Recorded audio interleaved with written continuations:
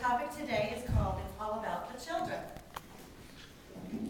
According to the Census Bureau, there are 1.5 million committed gay couples living in America. 130,000 of these are reported to be married in some way, either legally wed, in a civil union, or in a formal domestic partnership. 1/5 of gay male couples and 1/3 of lesbian couples are raising children. The number of children living in these households is estimated to be between 6 and 10 million. That's a lot of children, guys. But same-sex marriage is not recognized by our federal government. So it's up to the individual states to decide if they're going to recognize same-sex marriage. Here are the states that currently recognize same-sex marriage. There are also some states that recognize civil unions and domestic partnerships. These are created unions for same-sex couples that offer varying subsets of rights and responsibilities, and that depends on the laws of those jurisdictions. New Jersey, on the other hand, has created a legal union that, while not called a marriage, has explicitly defined it as offering some of the rights and responsibilities under that state, though not federal law, to same-sex couples. And then Maryland will recognize another state's legal marriage, but they will not issue a marriage license to a same-sex couple in their own state. And California, well, what can we say about California? It recognized same-sex marriage in May of 2008, only to have the legislature turn around and redefine the definition of marriage in that state to be specifically between one man and one woman. This was called Proposition 8.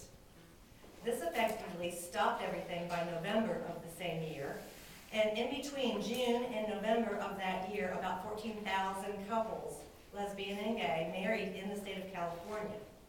And then by August 2010, there was the case that came about called Perry versus Schwarzenegger that ruled Proposition 8 was unconstitutional.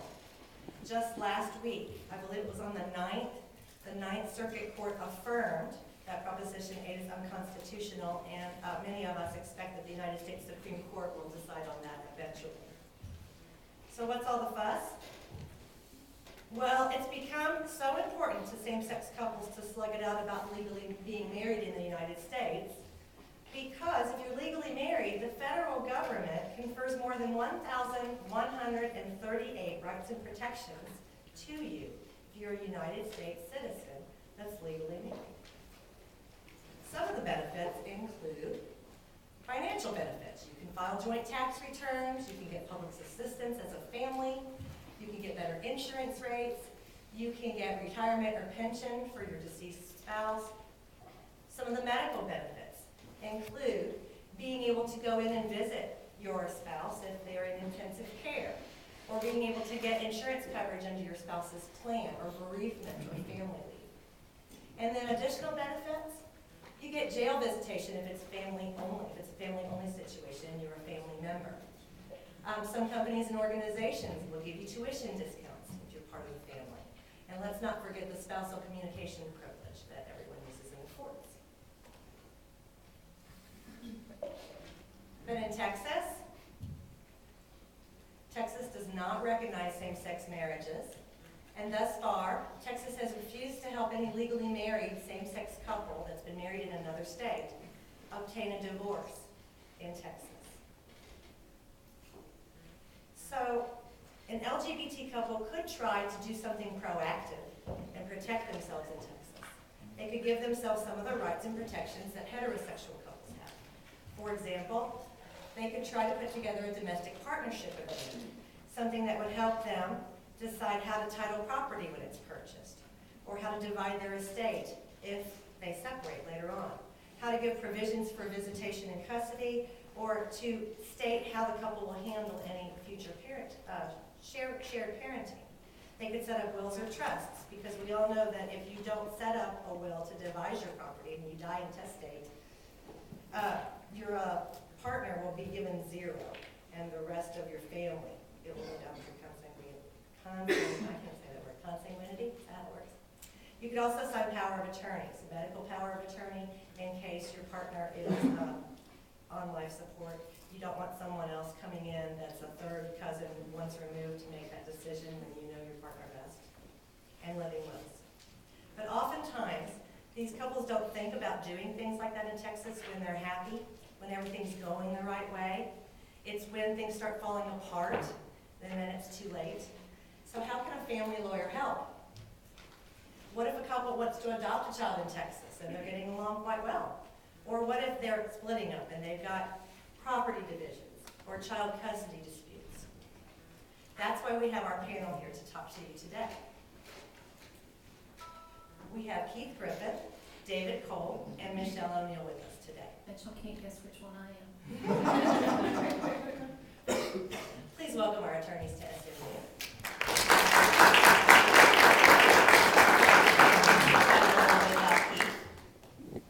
Mr. Griffin has an undergraduate and his law degree from the UT at Austin. He has offices in both Dallas and New York. His Dallas office does a lot of family law practice, and his New York office does a lot of entertainment law. He is right around the corner from all of the live entertainment in Broadway there.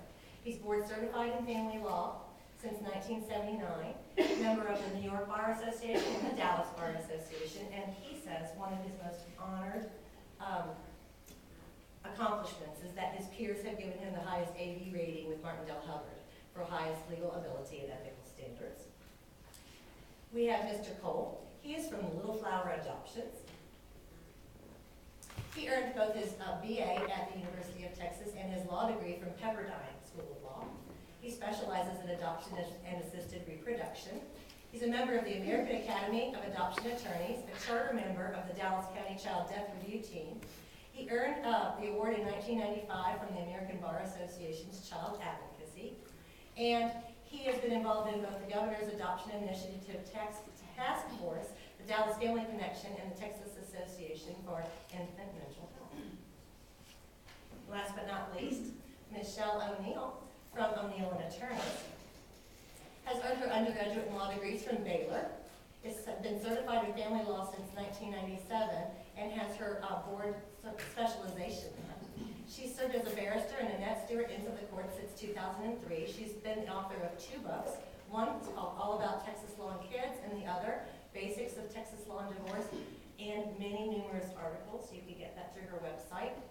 Her subspecialty is in LGBT custody issues, especially in appellate matters.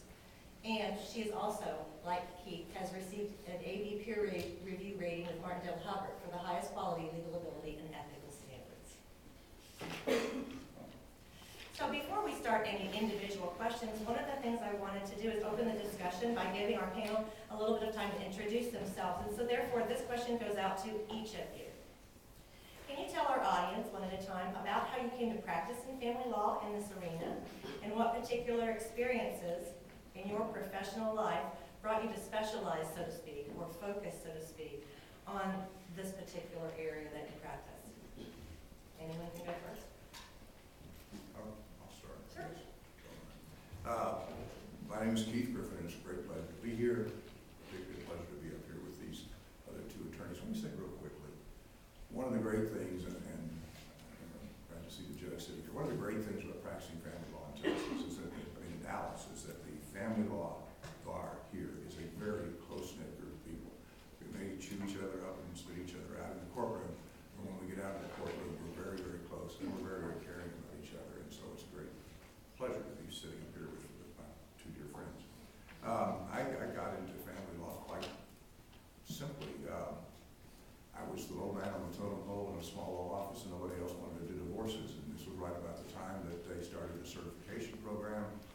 My boss said we should all be certified in whatever field we were practicing in, and so I became board certified in family law, and that's been ever since. I got into LGBT issues after I moved to Dallas in the late 80s and became involved in several groups, one of which was the Turtle Creek Chorale, which you may or may not know is the largest gay men's chorus in the United States, and ended up being the chair of the board of that chorale, that organization, and also went on the board of the Dallas